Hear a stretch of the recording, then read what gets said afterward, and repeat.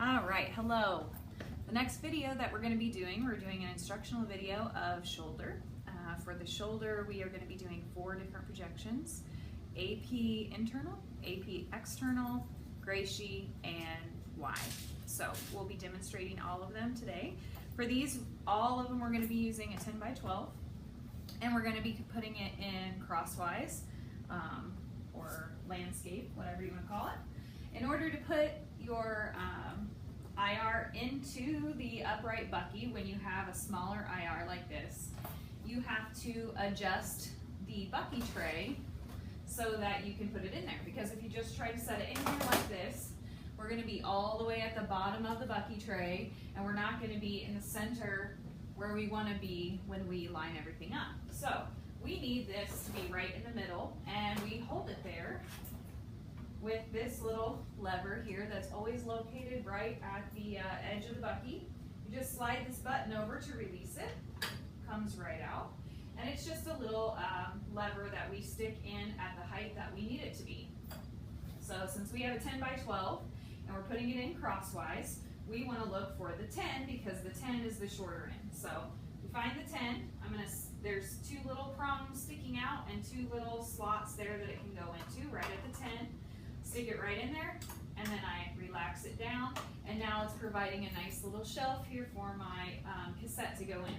So then I'll just rest it there. I will use my lever here to push over until I lock that right in the middle, and then secure this down with the handle. And that's how we put our cassette into the upright bucky when we're doing a 10 by 12. So now I'll shut this, and we'll get started on our positioning. So I'm going to use Mrs. Skaggs as my patient. We're going to look at her left shoulder, and all of these projections are going to be done at 40 inches SID. So I'm going to move my tube on over here and get in decent. And I'm putting a 90-degree angle here, just straight at her. All right, so as you can see, my collimator automatically collimated now to my 10 by 12. So I'm just going to get her lined up. I'm looking at that left shoulder, so I'm going to have her scoot to her right a little bit. There we go. And I'm just going to feel on the top of her shoulder for her coracoid process. And it's right here. So I'm just going to want to center an inch below there. So I'm going to come through here. Just going to have to really feel on your patience and find that coracoid process to get all lined up. All right, there we are. I'm going to grab my left marker over here. And on Mrs. Skaggs, I can kind of collimate because I don't need all that light up there above her shoulder. So I'm going to kind of collimate down here. Very good. Now that I'm the one that likes to look at her light first. So I got my light, nice. And now I'm going to move my bucky. I'm going to lower it down behind her, and I'm going to tell her that before I just scare the bejesus out of her. There we go. That messed with my collimation, so I'll have to fix that again here, make sure that looks good. Add my marker. Of course, I would be shielding her because I want to protect her at all times.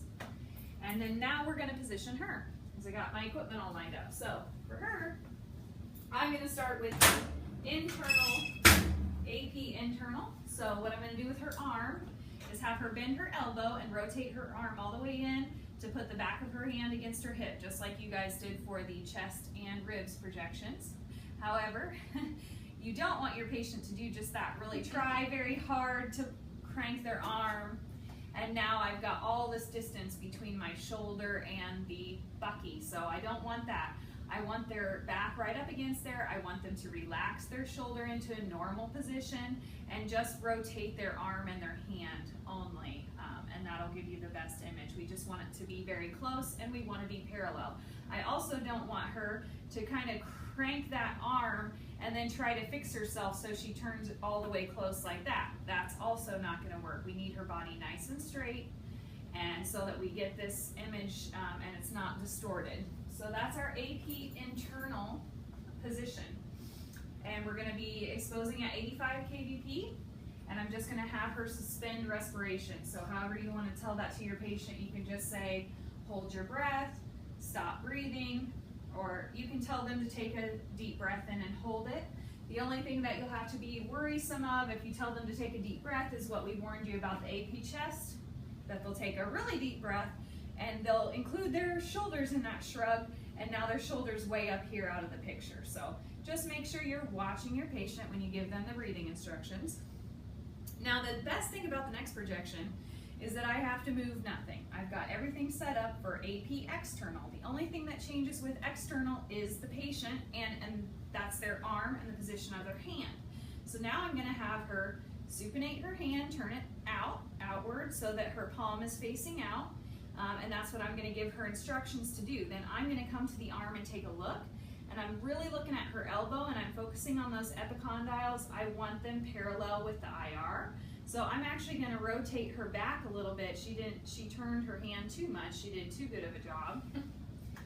And make sure that those epicondyles of her elbow are parallel to the IR. I'm looking to see that her arm is parallel so that she doesn't have her hand way out here.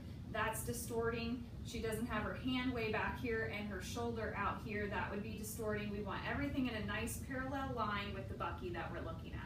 So just keep that in mind as well. Also with the rotation, like we mentioned, turning their entire body to turn their arm. Just keep an eye on your patient. They like to be wonky and do things like that. So this is again an 85 kVp and that we're exposing at, and having them just suspend their respiration. That can just say stop breathing or hold your breath. Those are the first two. So then the next one we're doing is Gracie. And for Gracie, we're going to be turning our patient slightly. We're going to be putting them at a 35 to 45 degree angle. If you're still not eyeballing that very well, you can definitely use the elbow method back here behind them. Just kind of slide your elbow in, tell them that you're doing that. You know, I'm going to use my elbow here to make sure I've got you in the right position. There we go, that looks good. And then for this one, we are focusing on the scapulo-humeral joint. So we're going to be right more in this region, and I can actually collimate down a lot more for this. So I'm going to take a look here, looking for 2 inches down, 2 inches in. I'm going to scoot her back a little bit. That looks good. And I'm going to collimate much more because I know Mrs. Skaggs just loves it when I collimate. And so will your patient. Get my marker back in here. And then I'm going to abduct her arm away from her just a little bit and have her kind of bring her arm across her belly here, so that way I can make sure that her arm is a little bit more out of the picture. There we go. And again, I'm just going to have her suspend her breathing, and we're going to expose at 85 kVp. The last projection we're going to do is the Y. For this one, I'm going to have her turn all the way around and face the board. That's how I'm going to start with my instructions to her. And now that she's turned around, don't get confused. We're still looking at the left shoulder, which is now over here. It was closer to me, but now it's further away. So make sure you're always imaging the correct side. So at this projection, we're going to be putting her at an even steeper angle. 45 is the minimum, but you might have to go all the way to 60. So I'm going to be turning her with her affected shoulder closer to the IR, which is the shoulder that's further away from me now, the left shoulder.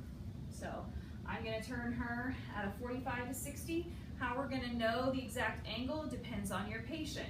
You want to feel their scapula and make sure you're feeling, I can feel hers right here. This is the flat portion of it. So I'm going to turn that until it's perpendicular with the IR. Now she's just got her arm down. I'm going to kind of bring it in front of her a little bit so it's out of the way for me to kind of feel a little bit better. And there we go. She's perpendicular now. So this is the correct angle for Mrs. Skaggs to be standing. Now that I've got her standing at the correct angle, I'm going to make sure I'm centering over the medial aspect of her scapula. So I'm going to scoot her forward a little bit. Tiny step for me, good.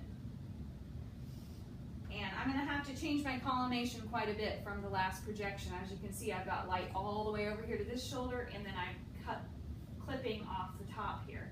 So I'm going to have to come in and open up top to bottom. I'm going to have to slide her shield around because now the back of her is exposed to the tube. And I'm going to mark right up here.